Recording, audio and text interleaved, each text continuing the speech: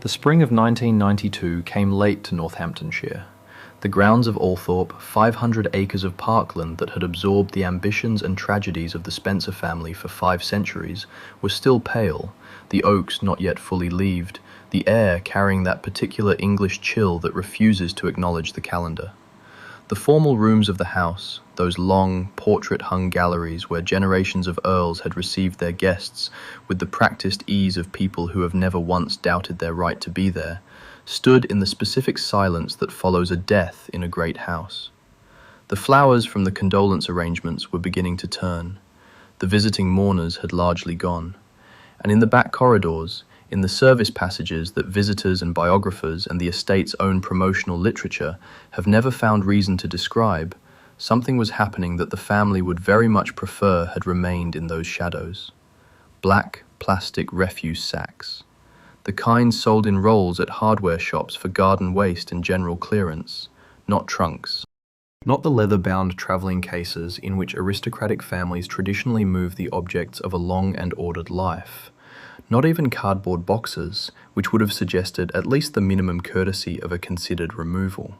Sacks.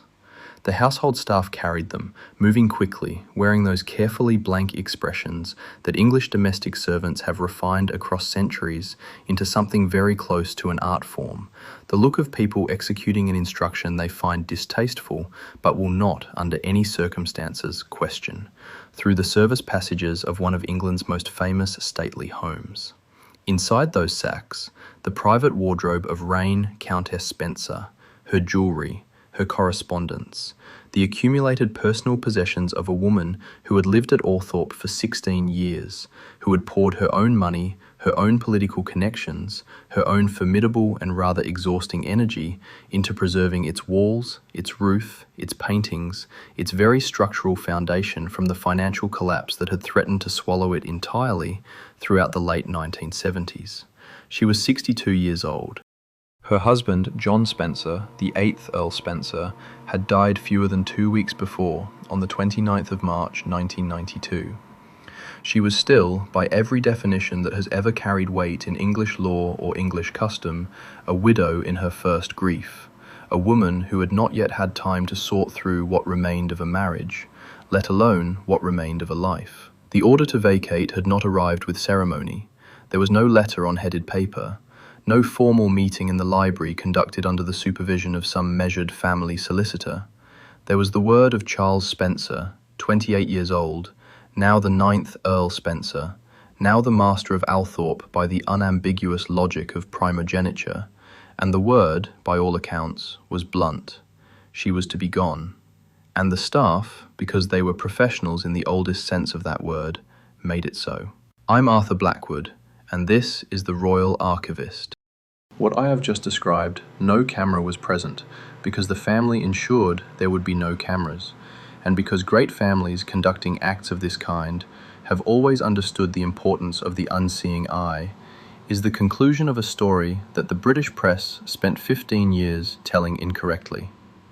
The woman being removed from those service corridors was not, as the tabloids had with such consistency insisted, a conniving interloper who had married into an ancient family for its title and spent the following decade stripping it of everything valuable. She was, in one very precise and thoroughly documented sense, the reason the house those black sacks were being carried through still had a roof. Althorpe had been in serious financial crisis when Raine McCorquodale married John Spencer in July 1976. The roof was failing in sections. Several of the estate's secondary buildings were beyond economical repair. The inheritance tax burden that had accumulated across 2 generations of the Spencer family was the kind of figure that causes solicitors to choose their words with deliberate care, and that later causes historians to reach for words like catastrophic. Raine, who arrived at the marriage not merely with social ambition, but with a working knowledge of heritage law, property finance, and the bureaucratic architecture of English preservation that she had spent 20 years accumulating in public life, had looked at Althorpe and understood immediately what she was seeing. A great house in the early stages of terminal decline, and she had acted. Over the 16 years that followed, she sold paintings. Among them, works by Van Dyck, Gainsborough and Reynolds, canvases that had hung in Althorp's principal rooms long enough to be considered inseparable from the architecture itself, the kind of objects that specialists catalogue with the reverence normally reserved for relics. The proceeds, together with funds she directed from other sources, and income she helped generate through opening the estate to visitors, raised in excess of £2 million for structural repair. She oversaw the restoration work personally. She fought with contractors, negotiated with craftsmen, argued with preservation bodies, and by any measurable standard, transformed a house sliding quietly toward ruin into an estate that could sustain itself into the next generation. The Spencer children, Sarah, Jane, Diana, and Charles, had despised her for nearly every day of those 16 years. The nickname they coined, and which they permitted to migrate into the press at precisely the moment it would cause the most damage, was Acid Raine. It is among the most efficient character assassinations in the recorded history of English aristocratic society. 3 syllables, a weather pun. It cost nothing to produce and nothing to disseminate, and it adhered to its subject with the particular tenacity of phrases that arrive at exactly the moment a public is already predisposed to believe them. Because the public believed it with considerable enthusiasm, the gossip columns elaborated on it with visible pleasure. Here was a story that satisfied every appetite simultaneously: the vulgar social climber, the romance novelist's daughter, the woman who had supposedly driven a wedge between a widowed earl and his 4 grieving children, one of whom, by the time the nickname reached its peak circulation, happened to be the most photographed woman on earth. Raine Spencer, cast as the wicked stepmother of a fairy tale the British public was already consuming obsessively, barely needed the press to supply the narrative. The narrative supplied itself. The ease of that casting should, in retrospect, have served as a warning. Fairy tales require simple villains. Human lives, even the lives of women who are genuinely difficult, genuinely ambitious, and genuinely capable of social ruthlessness, do not produce them. Not without a considerable amount of editorial assistance. Stand in the entrance hall at Althorp as it exists today, open as a museum, tended as a memorial. Look at the ceiling. Look at the restored stonework, the preserved parquet, the fabric of a building that survived not one but at least 2 near collapses across the 20th century. That structure, in its current form, is a document. It records many things, among them, written not in words but in repaired stone and sound timber and rehung plasterwork, is the 16-year labour of the woman who was removed from it in garden refuse sacks. None of that was visible in April 1992. What was visible was a widow in her 7th decade presiding over her own eviction, conducted not by strangers but by the household she had employed, directed, and in some cases protected during the economy drives of the early 1980s. There is a particular quality to that kind of humiliation. The hands that had followed her instructions for years, now folding her correspondence into black plastic with the same professional detachment they would have applied to any other domestic task. It is not the cruelty of enemies, it is something quieter and harder to recover from. But that scene in the back corridor, vivid and damning as it is barely the opening sentence of the actual story. Subscribe to The Royal Archivist if you are not already watching here regularly, because what follows is the kind of account that does not appear in the authorized histories, and that the principals involved would have preferred remain permanently misfiled. Who was Raine Spencer before she arrived at Althorp? What did she actually do, and what was actually done to her? And why, after years of open warfare, did the woman she had spent a decade antagonizing seek her out, quietly, in a London hotel, and ask her to lunch? The story the British public received, and accepted, and repeated with the particular relish that accompanies narratives involving wealthy people behaving badly, was never complicated. It required no historical training to understand, and no particular subtlety to enjoy.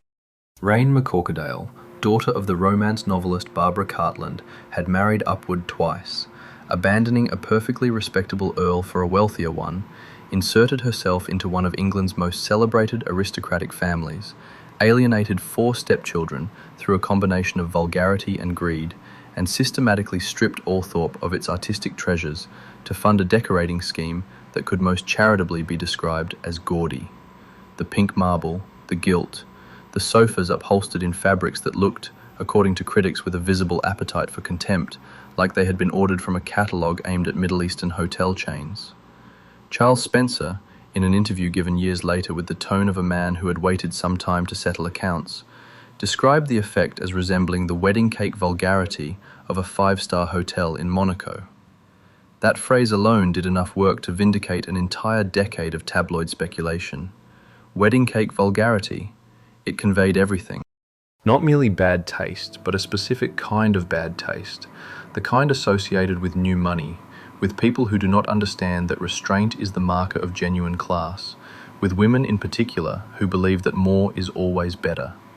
It summoned an image of excess, of surfaces, of a woman who had arrived at Althorpe and immediately set about erasing its dignity in favour of her own loud and deeply unserious aesthetic preferences. And it aligned perfectly with the version of Raine Spencer that had already been circulating for years. The press had been calling her Acid Raine since the early 1980s, and by the time John Spencer died in 1992, the nickname had achieved the status of settled fact. The children had hated her. That much was never in dispute. Sarah Spencer, the eldest daughter, had made no secret of her contempt. Jane Spencer, quieter by temperament, had nonetheless maintained a distance that spoke as clearly as any open hostility.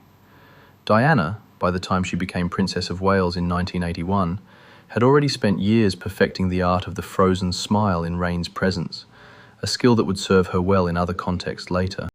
And Charles, the son and heir, had been the most vocal of all, a young man who watched his father's second wife redecorate his inheritance and concluded, not unreasonably from his perspective, that he was watching an interloper systematically erase the family he remembered. The art sales provided the most tangible evidence of the case against her. Between 1977 and 1986, Raine Spencer oversaw the sale of more than a dozen significant paintings from the Althorpe collection. The list reads like a curatorial nightmare. A Van Dyck portrait sold to a private buyer, 2 Gainsboroughs sent to auction, a Reynolds that had hung in the red drawing room for over a century, gone. Each sale was reported in the press with the kind of breathless outrage normally reserved for acts of actual vandalism. The art market, which operates according to its own cold logic and does not particularly care about sentiment, recorded the transactions with professional neutrality, but the public narrative was already written. Raine Spencer was selling off the patrimony of one of England's great families to pay for her decorating projects, and, it was strongly implied, to fund a personal lifestyle that required a constant infusion of liquidity. The marriage itself had been a scandal from the beginning. Raine had left her first husband, Gerald Legge, the 9th Earl of Dartmouth, after 28 years of marriage and 4 children, in order to marry John Spencer. The affair had been conducted while both were still married to other people, and the divorce proceedings, finalised in 1976, had produced exactly the kind of society gossip that ends friendships and closes doors. The wedding, on the 14th of July 1976, at Caxton Hall Register Office in London, had been a civil ceremony attended by a small group, which the press interpreted, correctly, as a sign that significant portions of both families had declined to participate. John Spencer's children had not been present. His former wife, Frances Shandkid, who had herself left the marriage in 1969, and whose own affair had been the subject of considerable press attention at the time, was hardly in a position to comment, but comment she did, and not favourably. The hypocrisy of that response, a woman who had abandoned her husband for another man, now condemning her former husband for doing precisely the same, was not lost on observers with any sense of proportion. But proportion has never been the currency of family grievance, and the Spencer children had made their position clear. Raine was the villain. Frances, despite her own very public departure, retained her position as the injured mother.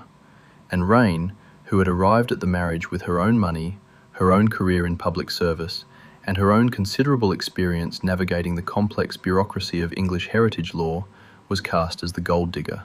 That casting was made easier by her mother. Barbara Cartland, by the mid-1970s, was already a figure of considerable public absurdity. The pink clothing, the false eyelashes.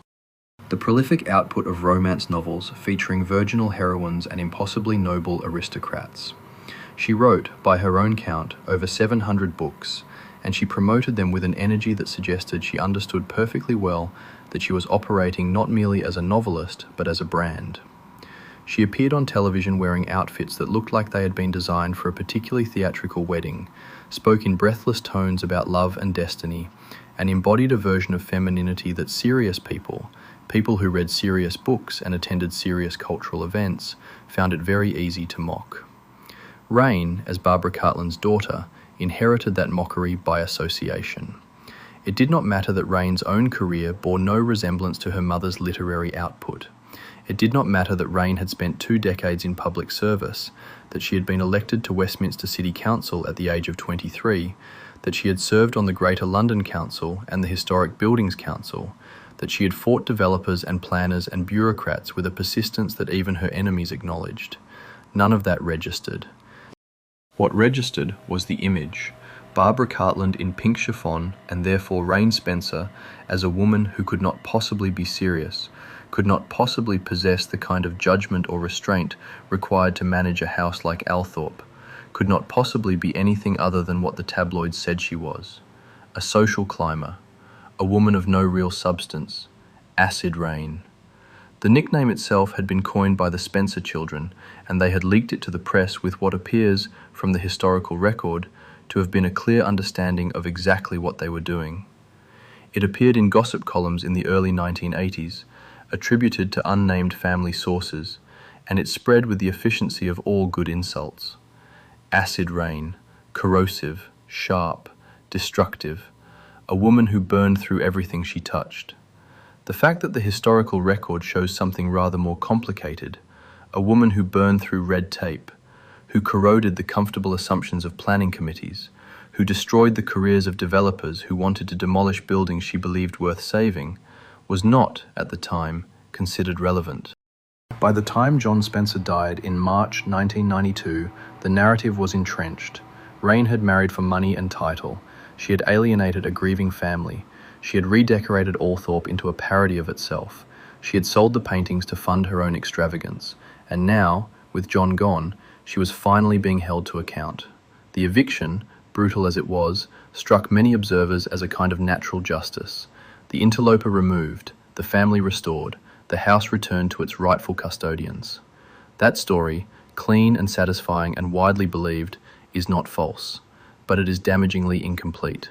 The truth is more damning than the tabloid version ever suggested, and more human than the Spencer children were willing to admit. Because the woman they called Acid Raine had not merely redecorated Althorpe, she had saved it, and the money she raised from selling those paintings had not gone into her personal accounts. It had gone into the roof, into the stonework, into the foundations of a house that had been quietly collapsing for over a decade. The art sales were not theft, they were triage. And the gilt and marble that Charles Spencer found so offensive were not evidence of vulgarity. They were evidence of a woman who understood that a house open to paying visitors cannot afford to look like it is falling apart, because paying visitors stop coming when the wallpaper is peeling and the floorboards are rotting through. None of that excuses her behaviour toward the Spencer children, which by multiple accounts was cold, controlling, and at times deliberately cruel. None of that erases the fact that she did isolate John Spencer from his family, that she did make access to him conditional on her approval, that she did treat his children as inconvenient obstacles rather than people with legitimate claims on their father's time and affection. She was difficult, she was imperious, she was capable of breathtaking rudeness, but she was not a gold digger and she was not incompetent, and the house she left behind when they removed her in refuse sacks was structurally sound in a way it had not been for over 30 years. To understand how a woman with that record ended up as the villain of a national morality play, you have to go back further. Not to the marriage in 1976, and not to the art sales of the early 1980s, but to the beginning. To the daughter of a woman who spent her entire career writing fantasies about aristocrats, and who raised that daughter with the very specific understanding that aristocracy was not merely desirable, but attainable, if only one worked hard enough and aimed carefully enough, and refused to accept the limitations that other people found so convenient to impose. Barbara Cartland did not raise Raine to be cautious, she raised her to win, and Raine, for most of her life, did exactly that. until the moment in the spring of 1992 when winning stopped being an option and all that remained was the long, undignified work of surviving the consequences. Raine Evelyn McCorquodale arrived in the world on the 9th of September 1929, in circumstances that were comfortable by any standard and distinguished by none.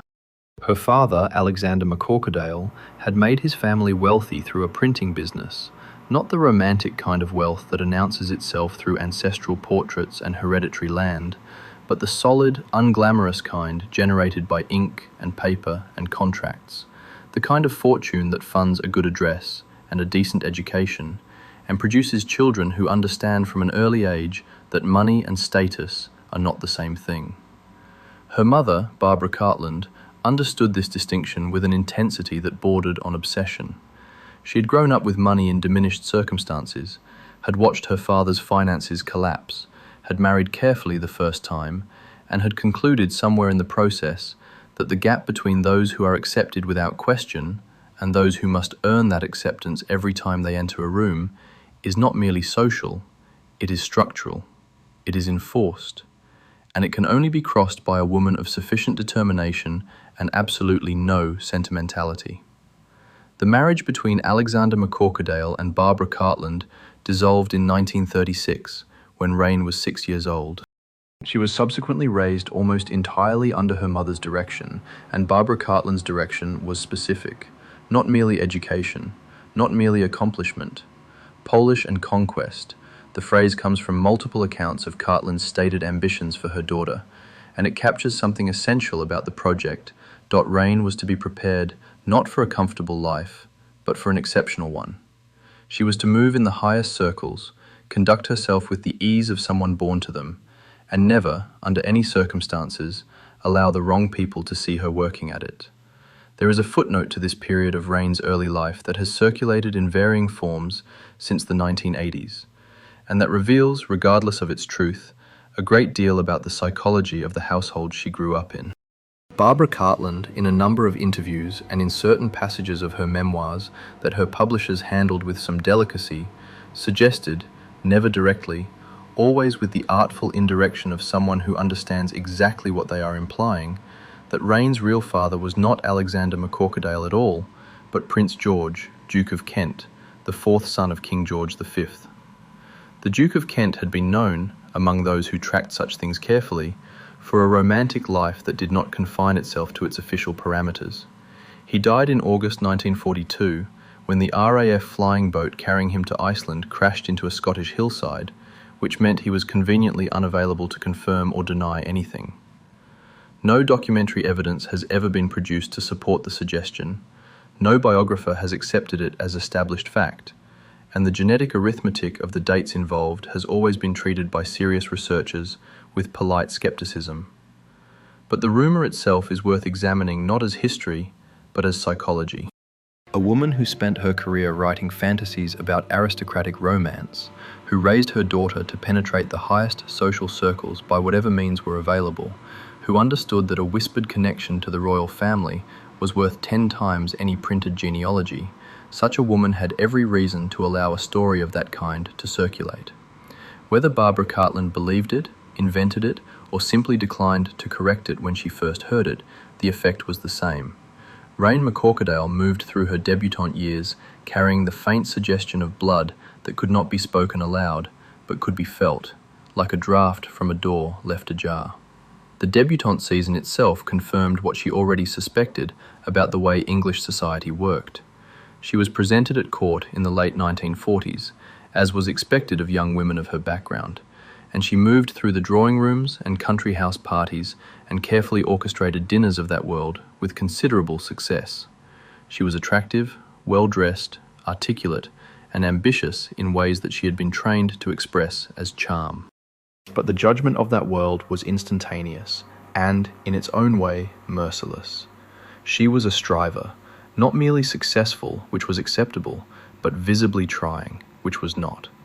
The debutante world of 1940s England operated on a principle of performed effortlessness, the impression that one had arrived at one's position without ever having wanted it, and Raine, however carefully polished, could not entirely conceal the want. She cared too obviously. She worked too hard at the right impression. The rooms noticed and filed the observation away. She married Gerald Legge on the 21st of July, 1948, a young man who would eventually inherit the earldom of Dartmouth, and with it, the social position Raine had been pointed toward since childhood. They had 4 children together across the following decade: William, Rupert, Charlotte, and Henry. By all external measures, the marriage was precisely what Barbara Cartland had designed for her daughter: a title, a house, a place in the structure, and for anyone less restless, less equipped, less constitutionally incapable of confining her attention to the domestic, it might have been enough. It was not enough. What Raine Legge, Viscountess Lewisham, did next was something that the tabloid version of her life has never adequately accounted for, because it does not fit the character of the gold digger, the social parasite, the woman of surfaces and artifice. She went into politics, not as a ceremonial attachment to her husband's career, not as the kind of decorative civic participation that well-connected women of her generation were occasionally permitted as a form of socially acceptable activity, but as a serious elected official. She stood for Westminster City Council and won, taking her seat in the early 1950s as the youngest councillor in the body's history. She was 23 years old. In an era when women of her class were expected to concern themselves with the management of their household staff and the correct arrangement of dinner parties, Raine Spencer was attending committee meetings, reading planning documents, and learning the bureaucratic architecture of local government from the inside. The subject that absorbed her most, with a passion that even colleagues, who found her personality difficult, acknowledged was entirely genuine, was the built environment. London in the 1950s and 60s was a city in the grip of a particular and destructive kind of confidence. The confidence of a society that had survived the war and concluded that what it needed was not to preserve the past, but to replace it. Planners and developers moved through the older fabric of the city with a purposefulness that future generations would find almost incomprehensible, demolishing Georgian terraces to build concrete offices, clearing Victorian market halls to make way for road schemes, treating the accumulated architectural history of one of the world's great cities as a logistical problem to be solved rather than a record to be kept. Raine, serving on the Historic Buildings Council and later on the Greater London Council, fought them at every turn. She was not merely an obstruction, she brought to those fights the specific skill that distinguished her from most heritage campaigners of the period. She could read a balance sheet. She understood the financial arguments that developers used to justify demolition, and she could dismantle them with a precision that came from having spent years on committees where budgets mattered more than opinions. When she argued for preservation, she did not argue on sentimental grounds alone.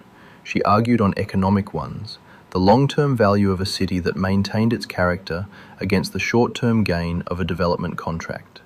That argument was not always persuasive, but it was harder to dismiss than pure sentiment, and Raine made it repeatedly, tenaciously, and with a personal investment that sometimes crossed the line into the kind of confrontation that left professional reputations singed. Covent Garden brought that confrontation to its peak. In the early 1970s, the plan to demolish the historic market and its surrounding streets in favour of a modern redevelopment scheme had the momentum of official blessing and significant financial backing. Raine, who had been working on preservation issues within the Greater London Council's committee structure, had spent years building the institutional position from which she could fight it. When it became apparent in 1972 that the committee she chaired was being directed toward a recommendation that would facilitate rather than prevent the demolition, she resigned.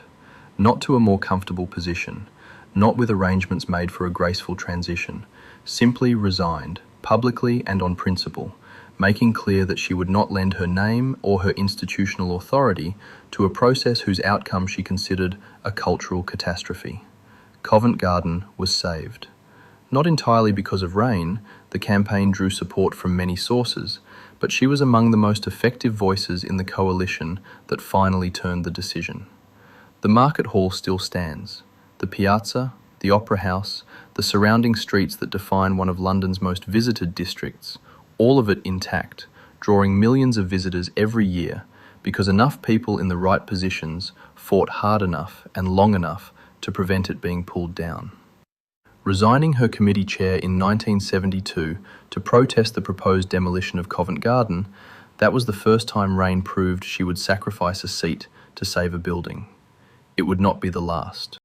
The meeting that changed the trajectory of Raine's life occurred not in a drawing room or at a society function, but in a committee room sometime around 1973, in the distinctly unsexy context of heritage bureaucracy. John Spencer, Viscount Althorpe, heir to the 8th Earl Spencer, was attending in his capacity as someone with a direct financial interest in the preservation of historic houses, specifically the preservation of his own. Althorpe was already showing signs of the structural decline that would define the next decade of his custodianship, and he had come to understand, as many owners of large estates were beginning to understand in that period, that survival would require not merely private money, but access to the networks of public funding, tax relief and heritage grants that were beginning to reshape the economics of the English country house. Raine was serving on one of the committees that controlled access to those resources. They met, they talked, and it became immediately apparent to both of them that they shared something more significant than a professional interest. They shared an obsession. John Spencer loved Althorpe in the way that men of his generation and class loved the houses they had inherited, not as property precisely, but as a form of identity, a physical manifestation of lineage and continuity that could not be separated from their sense of who they were. Raine loved old buildings with the convert's intensity, the passion of someone who had not been born into that world, but had fought her way into it and intended to prove, over and over, that she belonged. The combination was volatile, absorbing, and according to multiple accounts from people who observed them during that period, genuinely mutual. This was not a woman targeting a wealthy man. This was two people discovering that they had found, in each other, the only other person in the room who cared about lime mortar and roof timbers with the same desperate seriousness. The affair began while both were still married. John Spencer had been married since June 1954 to Frances Roche, the daughter of the 4th Baron Fermoy, and that marriage had produced 4 surviving children before collapsing publicly in 1969 when Frances left for another man, Peter Shand Kidd. The separation had been bitter, the divorce proceedings conducted in a glare of publicity that aristocratic families of that era still found profoundly distasteful, and the custody battle over the children had left damage that would never fully heal. By the time John met Raine, he was technically single, though the decree absolute had only recently been finalised, and the memory of Frances's departure still shaped the way his children understood family loyalty. Raine, meanwhile, was still married to Gerald Legge, now the 9th Earl of Dartmouth, and had been for nearly 3 decades. She left. The divorce from Dartmouth was finalised in 1976, and she married John Spencer on the 14th of July of that same year at Caxton Hall, a London register office that had become, by that point, the default venue for aristocratic remarriages that the Church of England declined to bless. The wedding was small, the guest list carefully managed, and the absence of John's 4 children noted by every journalist who covered it. The message that absence sent was unambiguous. The Spencer children, Sarah, Jane, Diana, and Charles, had not merely declined to attend, they had, by all accounts, made their position clear in advance. Raine was not welcome, the marriage was a betrayal, and whatever reconstruction of family life their father imagined, it would not include their cooperation. The hypocrisy of the family's response was extraordinary, though few observers at the time remarked on it with the force it deserved. Frances Spencer had left John for another man in 1969, conducting an affair that became public knowledge, abandoning her children in circumstances traumatic enough that Diana, years later, would describe the memory of her mother's departure as one of the defining wounds of her childhood.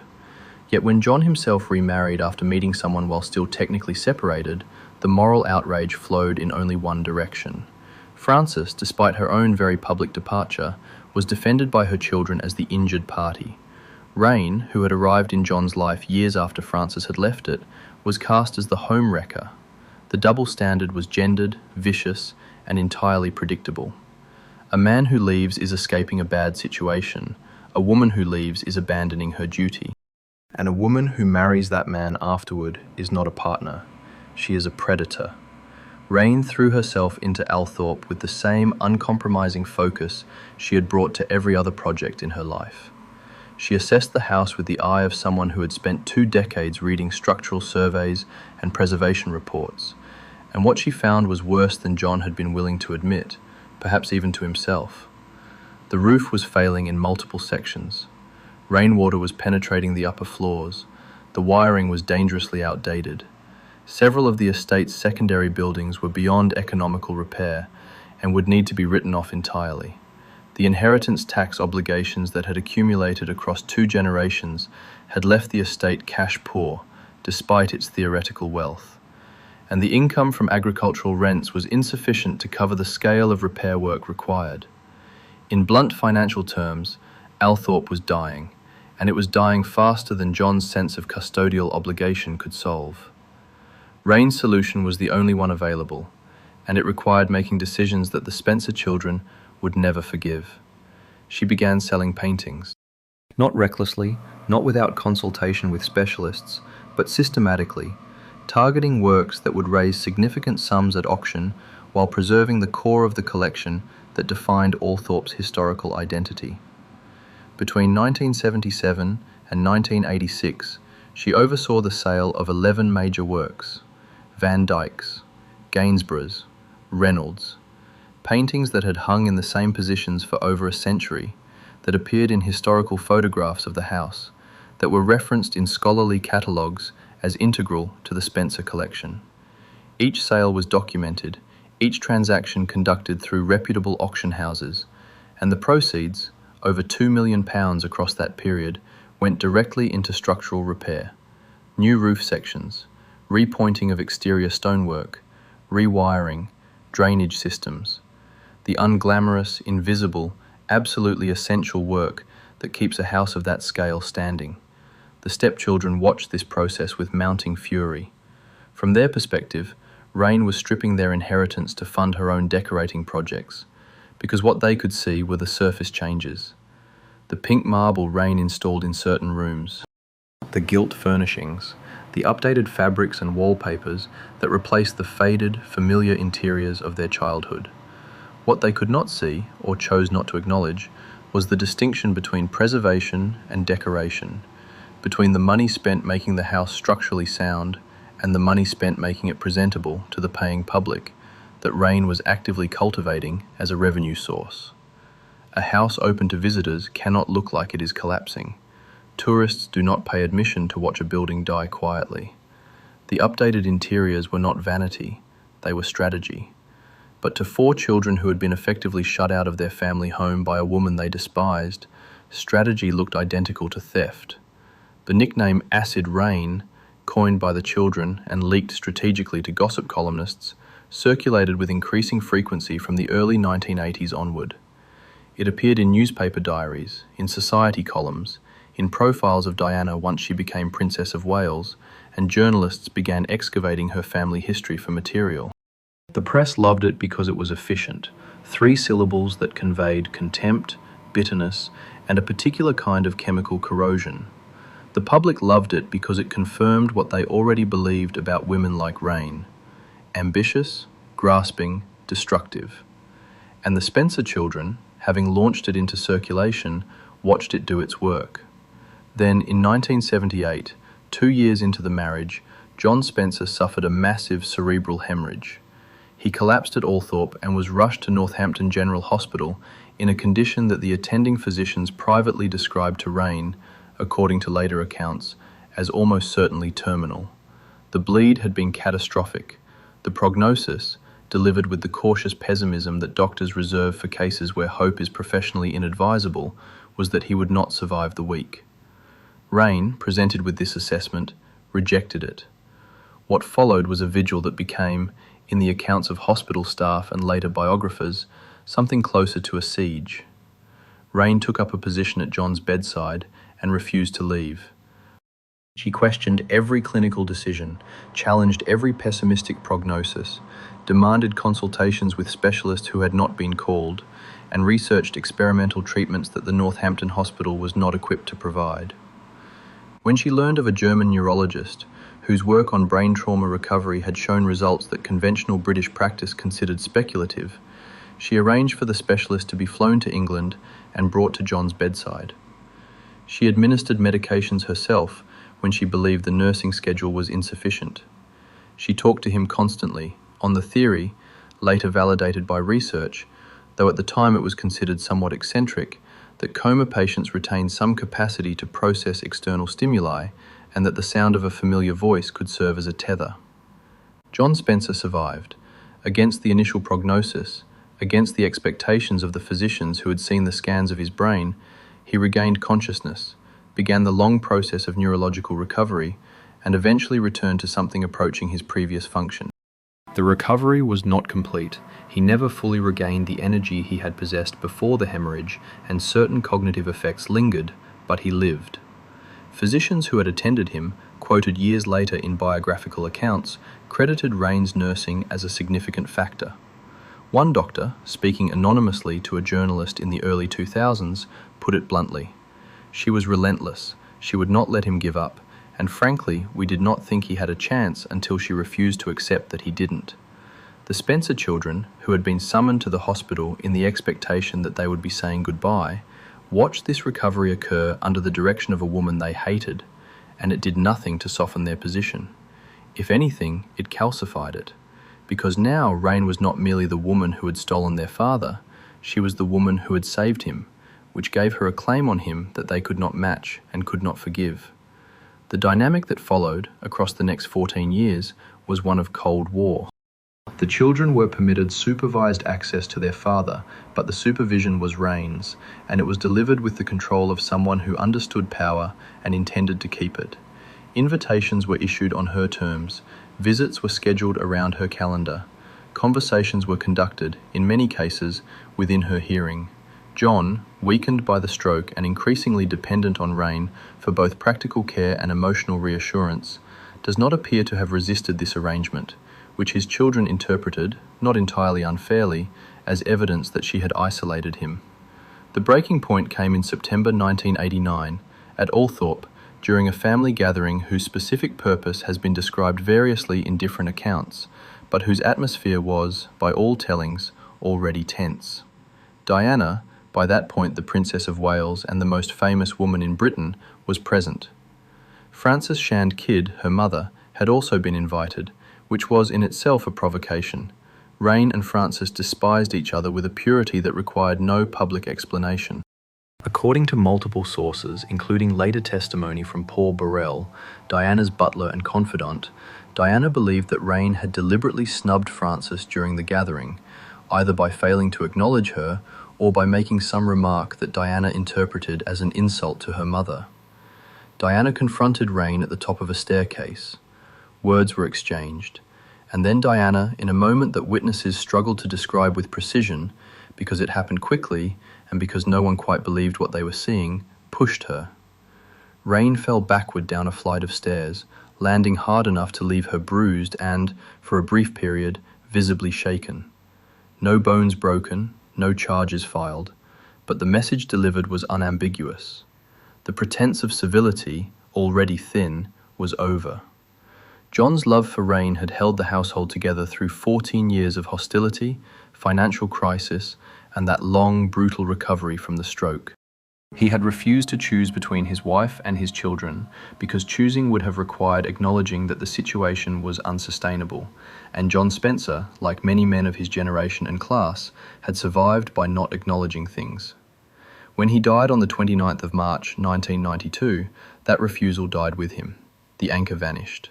And the house Raine had saved, the structure she had poured her own money and her own formidable will into preserving, became the site of her final humiliation.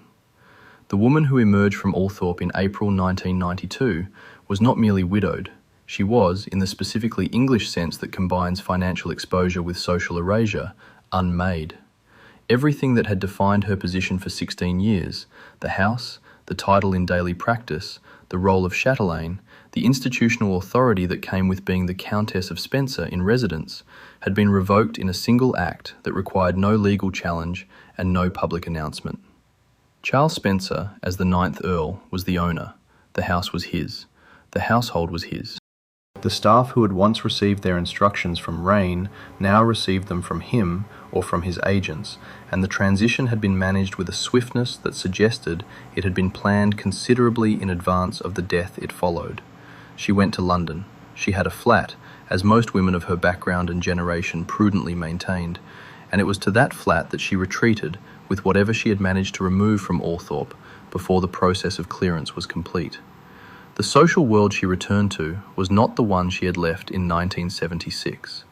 16 years of country house life, of being known primarily as Raine Spencer of Althorpe, rather than Raine McCorquodale or Raine Legg, or any of the other identities she had inhabited before, had shifted her position in ways that were difficult to quantify, but immediately felt. The people who had received her invitations, and attended her dinners, and accepted her at face value as the mistress of one of England's great houses, were not obligated to maintain that recognition once the house was no longer hers. Some did. Many found reasons to be elsewhere. What she did next was, depending on your interpretation, either an act of magnificent self-preservation or an act of spectacular miscalculation, and it may well have been both simultaneously. In the spring of 1993, approximately 13 months after John's death, Raine met Jean-François de Chambrun, a French count with connections to the Ancien Régime that were considerably better documented than their practical contemporary value. The courtship lasted 33 days. They married on the 8th of July, 1993, in a ceremony that the press covered with the gleeful astonishment reserved for events that seemed designed specifically to confirm an existing narrative. Acid Rain, moving on already, a new title, a new country, a new chapter, written and delivered in barely a month's acquaintance. The French aristocracy received her with the polite skepticism that French aristocracies have always applied to British women who arrive with more ambition than provenance. And the marriage, which had been assembled with the urgency of a transaction conducted under time pressure, demonstrated fairly rapidly that urgency and judgment are not the same thing. By 1995, the marriage had effectively collapsed, the relationship dissolving into a separation conducted across international borders and filtered through solicitors who had presumably seen stranger cases but found this one adequately extraordinary. Raine returned to London. She was 65 years old, twice divorced, publicly mocked, and in possession of a social position that had been reduced from its peak to something considerably more modest. What she had not yet understood, or perhaps had understood but not yet permitted herself to act on, was that her most unexpected ally was already watching her from across the city with a complicated mixture of calculation, genuine curiosity, and something that might, by its end, have approached authentic feeling.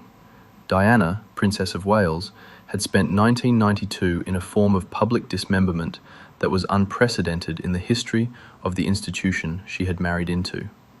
Andrew Morton's biography, published in June of that year, had described the interior of her marriage with a candour that shattered the fairy tale the public had been maintaining since July 1981. The separation from Prince Charles was announced in December 1992, a formal statement read in the House of Commons by the Prime Minister, as though the end of a marriage required parliamentary notification. The years that followed were a sustained battle for public sympathy, conducted through intermediaries, biographers, documentary filmmakers, and, most dramatically, the Panorama interview of November 1995, in which Diana sat before a camera and delivered an account of her marriage that her husband's family received as an act of open warfare. In the midst of all of this, Diana was managing something more private and more painful. Her relationship with her mother, Frances Shand Kidd, had deteriorated steadily from the late 1980s onward, damaged by Frances's increasing religious conservatism, her public comments about Diana's behaviour, and what Diana experienced as a withdrawal of maternal support at the moment she needed it most. Frances, who had left the family in 1969 and spent years repairing her relationship with her children, found herself once again on the outside of Diana's confidence, this time not because of geography or circumstance, but because of a growing estrangement that neither woman seemed able to bridge. The irony that Diana had spent years defending her mother against Raine's perceived slights was now compounded by the fact that the mother, so defended, had become a source of pain in her own right. It was somewhere in this landscape, around 1993 or 94, that Diana began having lunch with Raine. The venue was the Connaught Hotel in Mayfair, a choice that was itself a statement, the Connaught being the kind of establishment that conducts its business in the confident expectation of discretion, where the staff have been trained to see everything and remember nothing. The meetings were quiet, apparently regular, and entirely at Diana's instigation. She had reached out. She had proposed the arrangement. She, the woman who had spent the better part of a decade treating Raine with varying degrees of open contempt, had decided that she wanted to sit across a lunch table from her former stepmother and talk. What passed between them is not fully documented, because neither woman was in the habit of leaving records of conversations that were genuinely private. What is known is that the lunches continued, that Raine spoke warmly about Diana in later interviews, without specifying the content of their discussions, and that people close to Diana at the time noted a shift in her references to her stepmother, from the studied contempt of earlier years to something more measured, occasionally almost affectionate. The motives available are multiple and not necessarily mutually exclusive. The most sympathetic reading is straightforward. Two women who had been damaged by the same family, who understood from personal experience the specific cruelty of aristocratic rejection, who had both been treated as outsiders by an institution that consumed and discarded, found in each other a form of recognition that their other relationships could not provide. Diana, estranged from Francis, at war with the palace, surrounded by people whose loyalty she could not fully trust, may have found in Raine a confidant whose honesty was guaranteed by the fact that she had nothing left to lose in that world. Raine, rebuilding a life from reduced circumstances, may have found in Diana a connection to the world she had been expelled from, and a validation that she had not been entirely wrong to have wanted it. The less sympathetic reading is also available. Francis Shand Kidd had spent years nursing a private resentment of Raine that went far deeper than the usual stepmother hostility.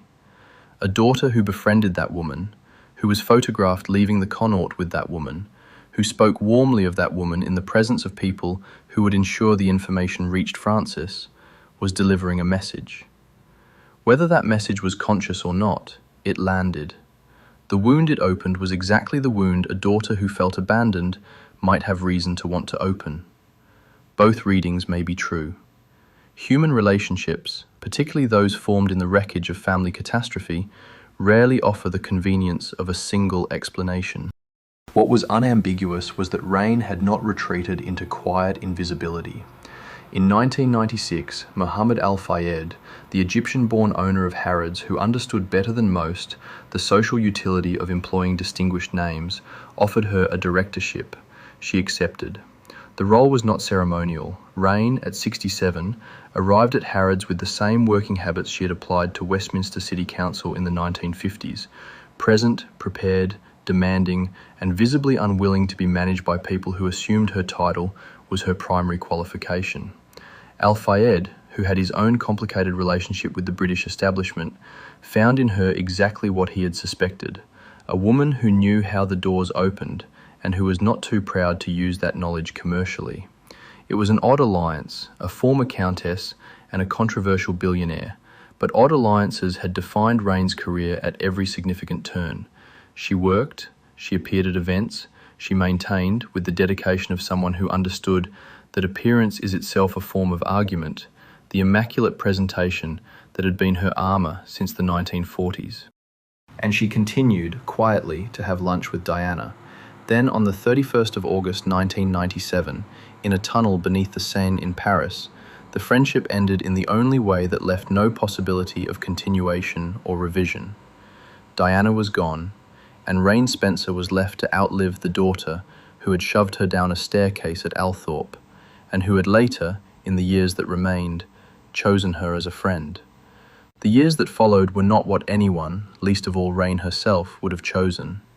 She was 68 years old when Diana died, and the public mourning that consumed Britain in the weeks after Paris was a mourning she participated in from a position that no one quite knew how to categorize. She had been Diana's stepmother, yes, but estranged for most of that relationship. She had been Diana's friend, by the end, but quietly, without the documentation or public acknowledgement that would have granted her a place in the official narrative of grief. She attended the funeral at Westminster Abbey on the 6th of September 1997, seated among the extended Spencer relations, visible but not prominent, and she did not speak to the press afterward. There was nothing useful she could have said, and Raine had always understood the value of silence when speech would only invite interpretation she could not control. She continued at Harrods. The directorship was real work, not merely a titled ornament on company letterhead, and she treated it as such.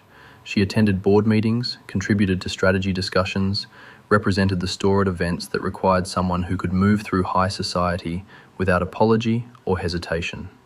Mohammed Al-Fayed valued her precisely because she was not apologetic, because the same qualities that had made her acid rain to the Spencer children, the relentless focus, the refusal to defer, the willingness to make decisions that other people found distasteful, made her effective in a commercial environment that rewarded clarity over sentiment.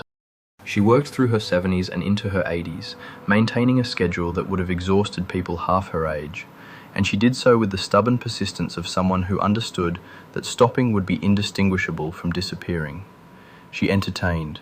Her London flat became, in those years, a venue for dinners that drew an eclectic mix of people, minor royals who remembered her from the old committees, developers she had once fought and who now regarded her with a kind of wary respect, journalists who found her willing to speak about preservation and architecture with the authority of someone who had actually done the work.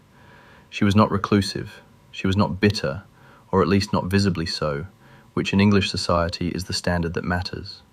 She maintained the facade with a discipline that never wavered, the hair immaculate, the clothing expensively maintained, the posture of a woman who had decided that decline was optional, and she was declining the option. The cancer arrived in her mid-80s, and she managed it with the same refusal to surrender that had characterized her response to John's stroke in 1978. Treatment, adjustments. The careful concealment of symptoms that would have invited pity, which she had never sought and was not about to start seeking in her final decade. She died on the 21st of October 2016 at the age of 87 in a London hospital, attended by family whose presence the obituaries noted without elaboration. Her burial was at North Sheen Cemetery in southwest London, a municipal cemetery of no particular distinction, pleasant enough in the way that well-maintained London cemeteries are pleasant, but notable primarily for what it was not. It was not the Spencer family vault at the Church of St Mary the Virgin in Great Brington, Northamptonshire, where generations of Spencers lie beneath inscriptions that record their service, their lineage, their unquestioned place in the structure.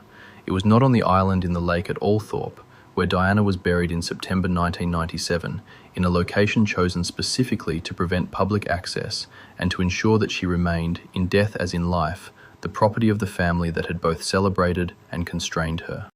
Raine was interred in a plot that her own family had purchased, in a cemetery where her neighbours in the earth are civil servants, shopkeepers, professionals of no hereditary distinction, the kinds of people she had spent most of her life trying to differentiate herself from, and among whom she ended. The Spencer family issued no statement. Charles Spencer, the 9th Earl, who had ordered her removal in refuse sacks in April 1992, and who had spent the subsequent 24 years presiding over the house she had saved, did not attend the funeral and did not mark her death in any public forum. The family tree, as maintained on the official Althorpe estate materials, does not list her. She is absent, erased, not through the active destruction of records, but through the simpler and more effective method of simply not being mentioned. But Althorpe still stands. The roof she repaired is sound. The walls she repointed are intact. The drainage systems she installed continue to function. The house that opens to the public every summer, that generates the income that sustains the estate, that serves as the physical anchor of the Spencer family's historical identity, exists in its current form because a woman they despised spent 16 years and a significant portion of her own money making sure it would not collapse. Charles Spencer, who inherited in 1992, inherited a solvent estate with a structurally sound main house, and he did so because the woman he evicted had done the work his father could not afford to do. Covent Garden draws millions of visitors each year. The market hall, the piazza, The streets that define one of the most commercially successful districts in London stand because a coalition of preservationists fought hard enough in the early 1970s to turn a demolition order into a conservation project, and Raine Spencer was among the most relentless of that coalition. She resigned a committee position on principle, sacrificed the institutional platform it provided, and did so at a moment when that platform was one of the few sources of real influence she possessed. The buildings remain. They generate revenue, sustain businesses, employ thousands, and anchor a piece of the city's identity that would have been obliterated if the planners had won.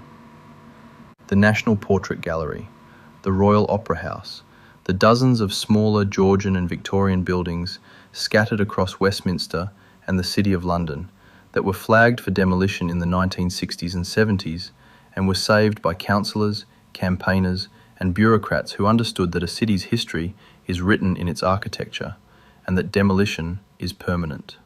Raine was not the only person in those fights, but she was in them, voting, arguing, resigning when necessary, and using the institutional authority she had worked to acquire for purposes that had nothing to do with personal gain. None of that appears in the tabloid version of her life, because the tabloid version requires a villain, and villains are not credited with saving things. The gold digger narrative, which Charles Spencer endorsed and his sisters never contradicted, and which Diana participated in for most of her life, was simpler and more satisfying, and allowed a family that had treated one of its own members with sustained cruelty to present themselves as the injured parties. It worked. It worked so well that when Raine died, the obituaries spent more time on the bin liner eviction and the Acid Raine nickname than on the 20 years she spent in public service or the millions of pounds she raised to preserve a house she would be buried nowhere near. History, as I have observed before, is cruel to complicated women. It simplifies them. It strips away the context that would require a reader to hold two truths simultaneously, that a person can be difficult, imperious, socially ruthless, and also competent, dedicated, and capable of genuine sacrifice.